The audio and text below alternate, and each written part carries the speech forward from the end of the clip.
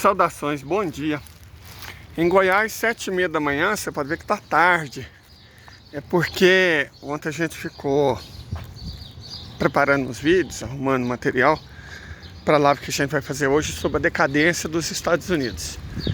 É basicamente uma live sobre o não medo, porque é compreensível. Vender tragédia, vender desastre, dá clique, certo? Dá clique. Então, muitos meios de comunicação, inclusive progressistas, eu nem gosto dessa palavra, passam a ideia de que o mundo está à beira da Terceira Guerra Mundial. Isso é falso, porque nós já estamos na Terceira Guerra Mundial.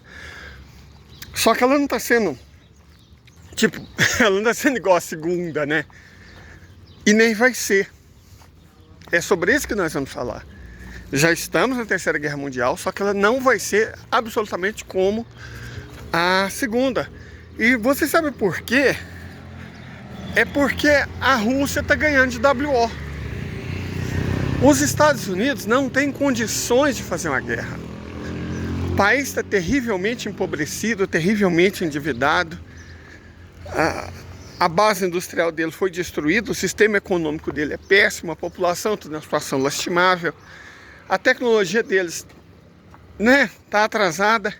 Então não vai ter o que a gente vê. A Rússia não vai lutar, não está lutando como na Segunda Guerra Mundial. Não está mesmo, certo? A Rússia não está lutando como na Segunda Guerra. Aquele negócio de perder 26 milhões de vidas, nunca mais. Nós vamos comentar sobre isso, certo? Vamos comentar sobre isso. Mas primeiro, o bando precisa de pão.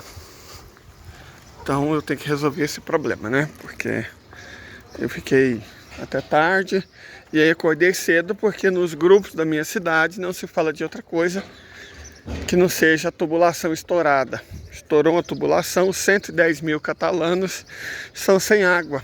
E já vamos para o terceiro dia. Então a coisa está ficando complicada, né? Mas espera só um pouquinho. Pronto. Eu não estou filmando meu rosto porque eu estou testando novos modos aqui. E esse é o modo vídeo profissional. Ele só filma de frente. Então, estou dizendo que eu nem sou bonito, né? Ninguém assiste meus vídeos porque, nossa, uau, como o Leider é bonitão. Não é isso, tá? Não faz tanta diferença. Enfim. Aquele estilo de casa fez muito sucesso na década passada aqui na cidade. A gente tem que deixar algumas coisas bem claras. A Segunda Guerra Mundial foi uma tragédia de proporções cataclísmicas, porque, os nazis e os japoneses, eles queriam basicamente dominar o mundo, né? Eles queriam refazer o mundo. Aí fica complicado. Eles não tinham, digamos assim, eles acreditavam numa determinada estética. Eles acreditavam em coisas que os europeus sempre acreditaram, superioridade racial. Os europeus, eles falam assim, os nazistas foram uma aberração? Não foram, de forma alguma. Não foram. Porque os europeus sempre acreditaram nisso, certo? Ao longo do século XX, ao longo do século XIX, era uma crença muito comum dos europeus. Não acreditasse os europeus no que os nazis acreditavam, a Bélgica não teria feito no Congo o que fez. A Inglaterra não teria feito na Índia o que fez. Perfeito? A Inglaterra foi responsável pela morte de 300 milhões de seres humanos na Índia. Você não faz isso se você acredita na humanidade das pessoas. Winston Churchill era um racista.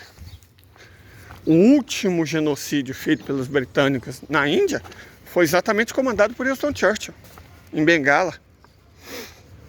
Certo? É bom deixar isso claro, é muito bom deixar isso claro. Perfeito?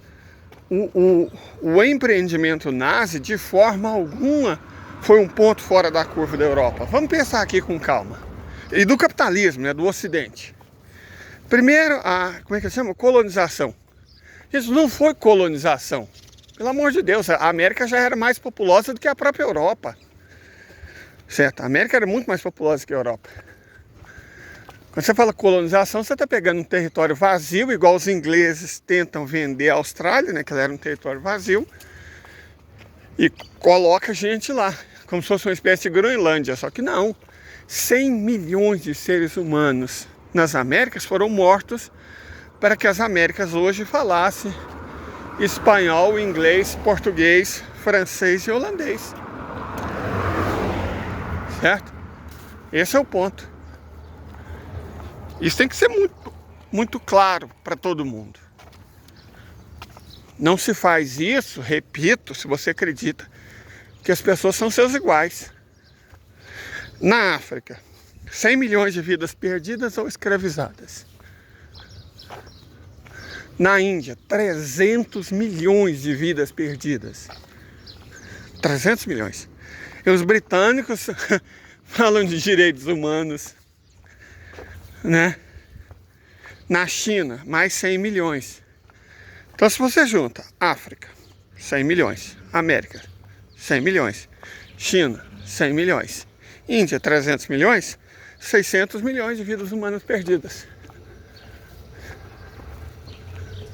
Para o capitalismo, para o Ocidente, para a Europa, para europeus. Então você dizia, oh meu Deus, a matança de 6 milhões de judeus foi uma coisa horrível, não sei o que. Lógico que foi uma coisa horrível. Como horrível foram 600 milhões de não-judeus mortos pelos mesmos europeus. O que me espanta, o que me causa espécie, é, os 600 milhões tudo bem, né? 600 milhões, paciência. Foi o preço para levar o progresso. Agora os 6 milhões é que foram malvados. Por favor, né, gente?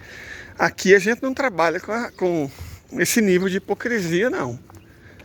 É claro que a gente lamenta profundamente os 6 milhões de mortos, mas a gente não vai esquecer os 600 milhões de mortos, sobre os quais, né, os europeus, os americanos não fazem filmes. Não tem documentário, né? Então, dizer que se todas as vidas importam, e todas as vidas importam, os 600 milhões valem tanto quanto os 6 milhões. Isso é óbvio, né? Então, a Segunda Guerra Mundial foi um empreendimento europeu, como a Primeira Guerra Mundial foi um empreendimento europeu. A diferença na Segunda Guerra Mundial foram os japoneses. E aí é uma coisa interessante, porque os japoneses não são racistas. Eles são xenófobos, e é muito diferente. A gente precisa trabalhar as coisas com uma certa precisão, porque senão a gente vai acabar falando, né? Vai ficar bostejando aqui. Isso não é bom, se a gente quer estabelecer um debate honesto, saudável e, sobretudo, verdadeiro.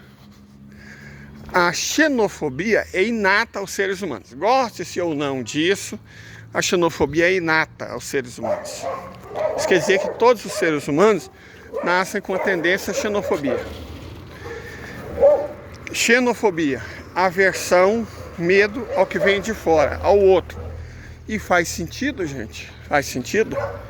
Porque se você for ver as outras espécies, as espécies mais próximas de nós, os bonobos não são muito xenófobos, né? Eles resolvem tudo no sexo, por estranho que isso possa parecer. Agora, os chimpanzés são profundamente xenófobos. E a gente tem que considerar que eles têm 98% do mesmo DNA que a gente. Quer dizer que de cada 50 proteínas codificadas pelo DNA humano, 49 proteínas iguais são codificadas por chimpanzés e bonobos. Então, goste-se ou não, essa semelhança existe. Os bonobos não são, mas os chimpanzés são agressivos, violentos e xenófobos. Certo? Os grupos humanos são normalmente xenófobos por uma questão de sobrevivência. Certo? Por uma questão de sobrevivência. Não tem como ser garantido que o novo não queira tomar o espaço do que já está. Não estou entrando na discussão se isso é certo ou se é errado. Estou entrando no mérito de que é assim. Então a xenofobia é natural. Repito, gente, porque hoje é difícil você falar as coisas, né? Quando eu falo que a xenofobia é natural, que a xenofobia é normal, vamos aí explicar isso, porque hoje você tem que explicar tudo, né? Normal é um conceito estatístico, certo? Normal é um conceito da estatística.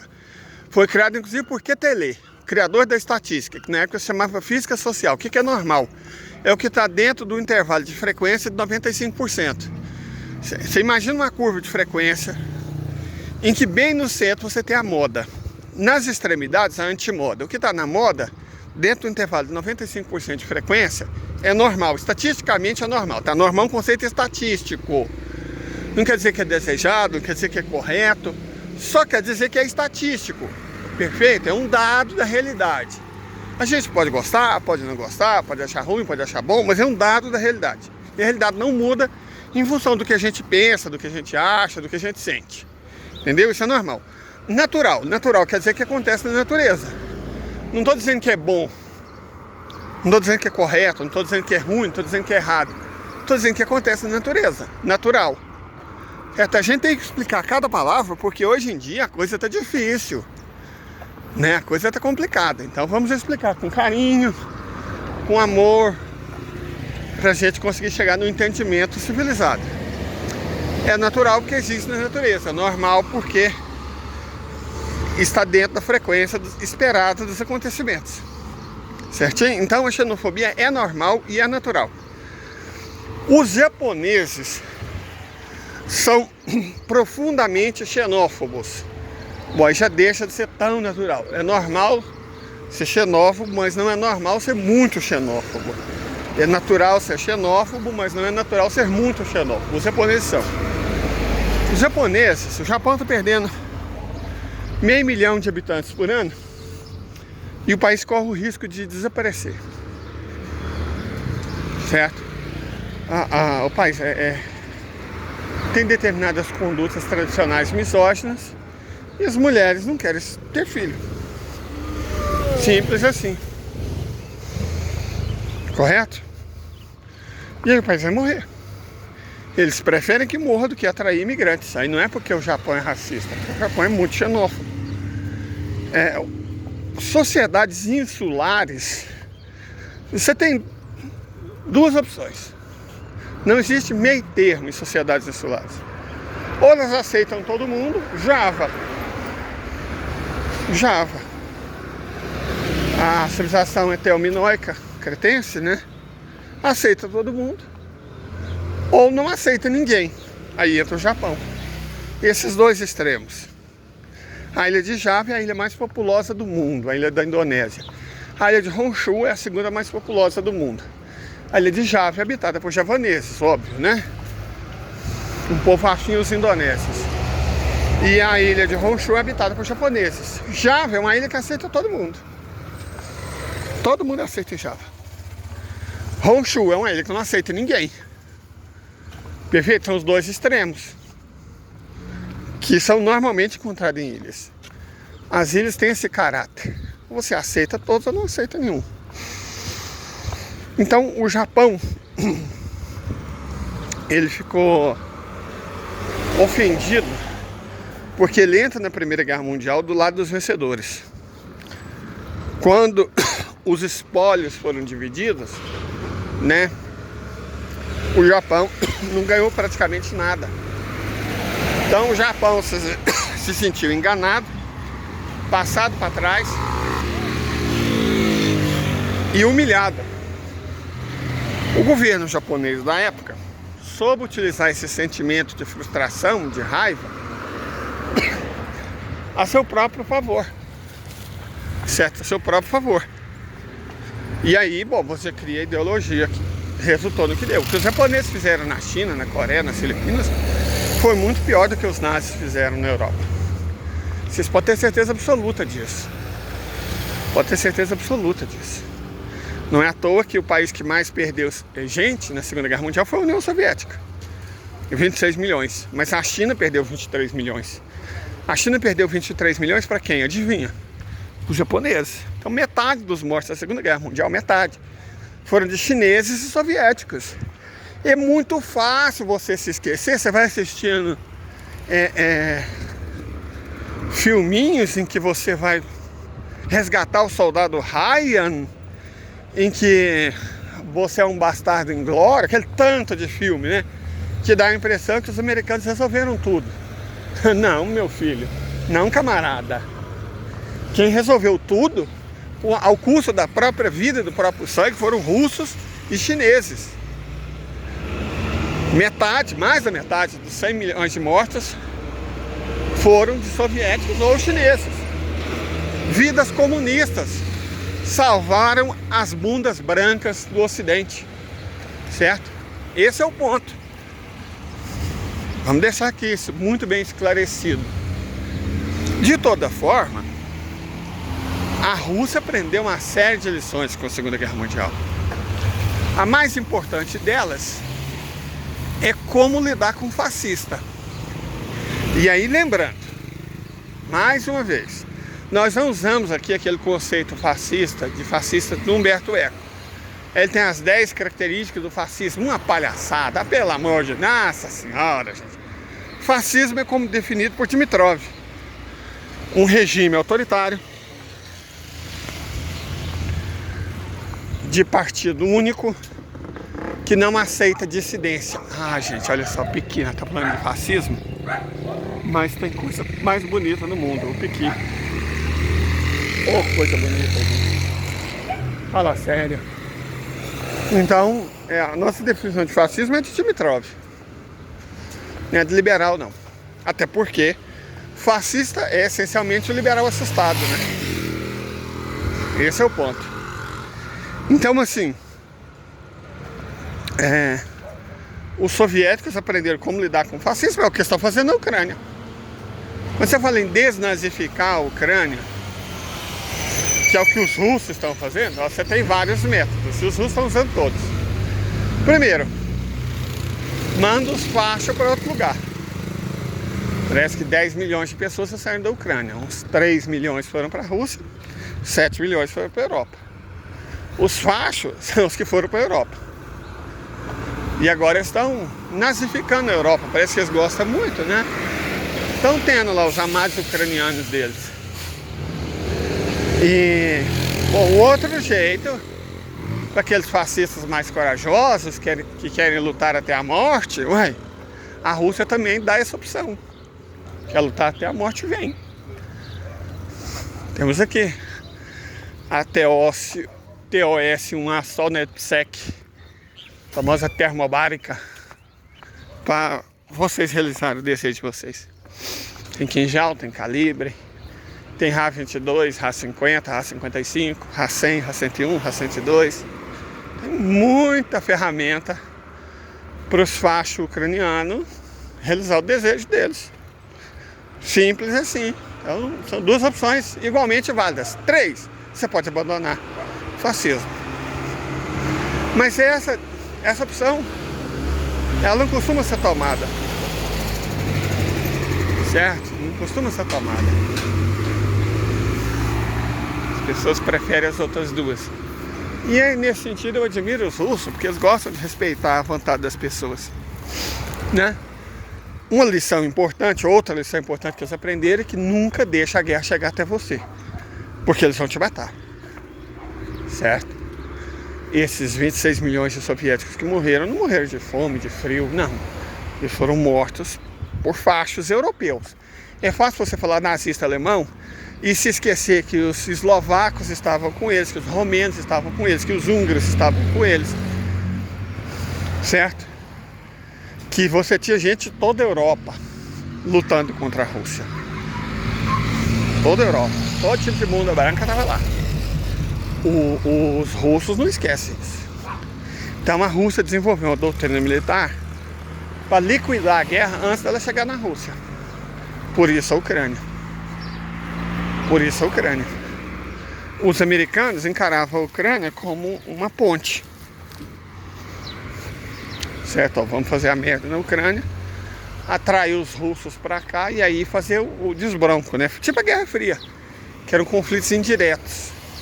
Não eram conflitos diretos entre as duas superpotências, eram conflitos indiretos.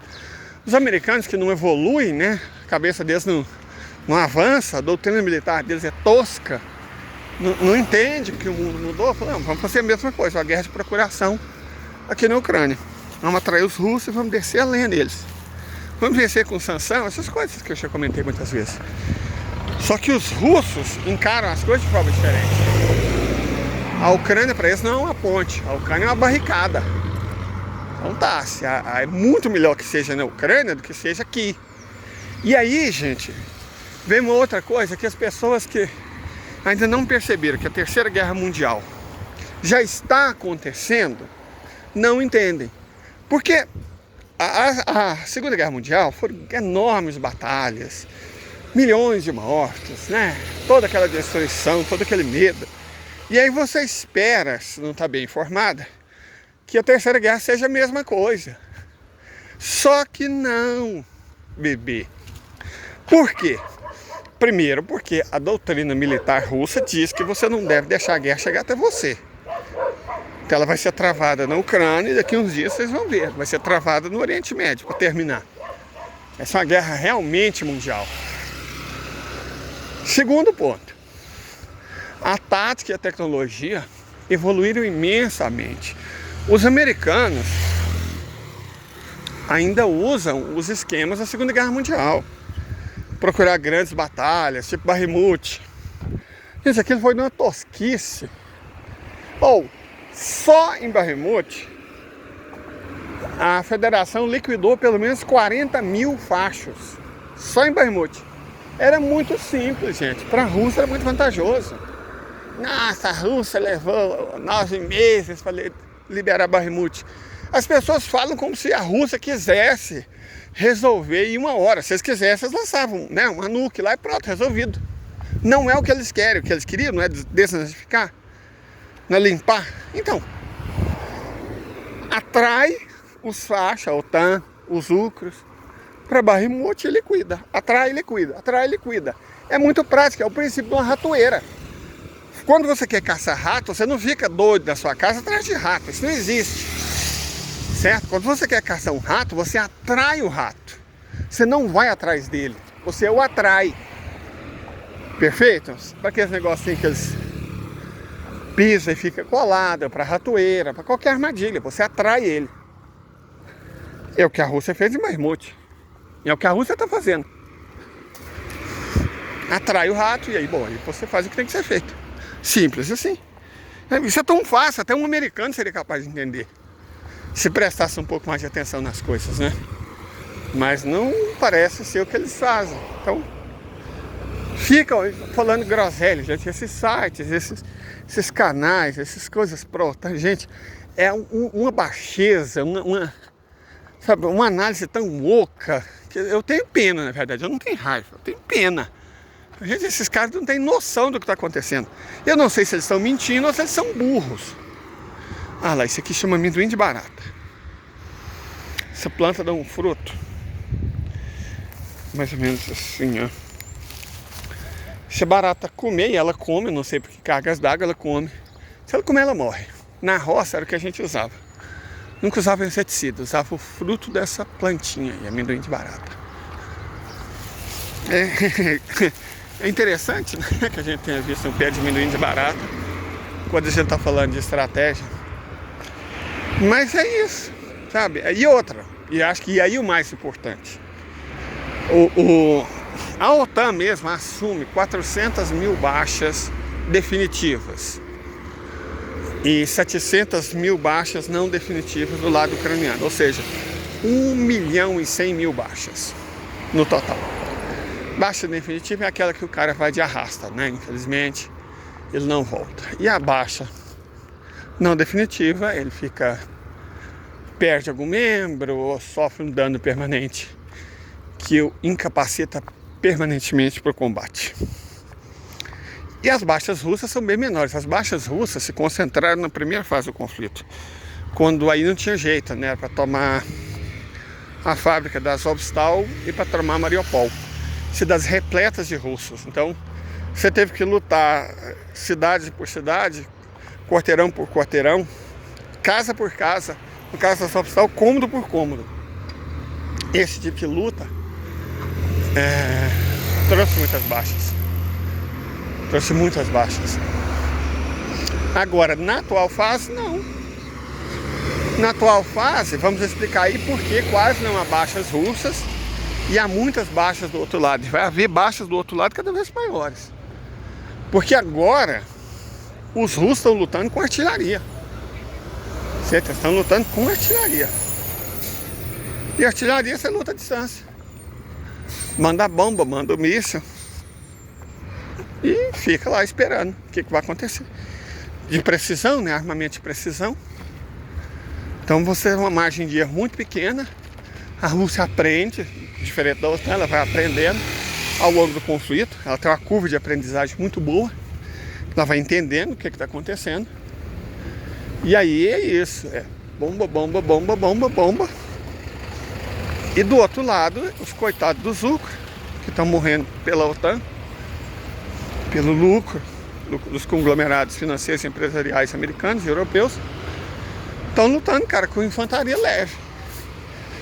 O entendimento mínimo de tática militar mostra que isso é uma insanidade.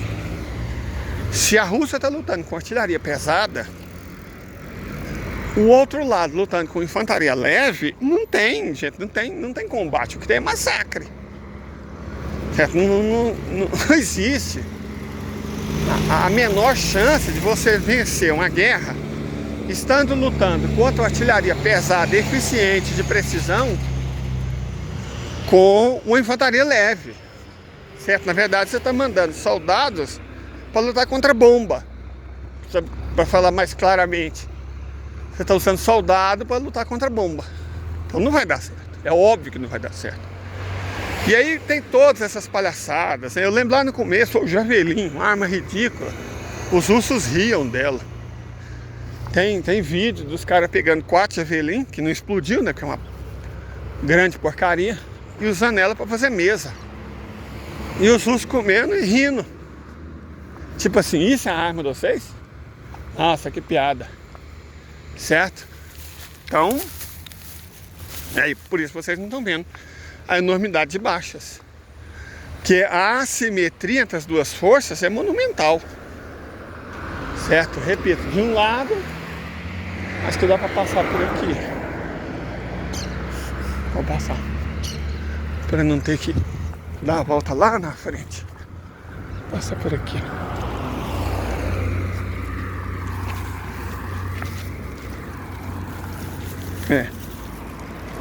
Vamos entrar no terreno do condomínio. Tá aberto, né? Então, o que não tá proibido tá permitido. Bom, voltando ao assunto, então,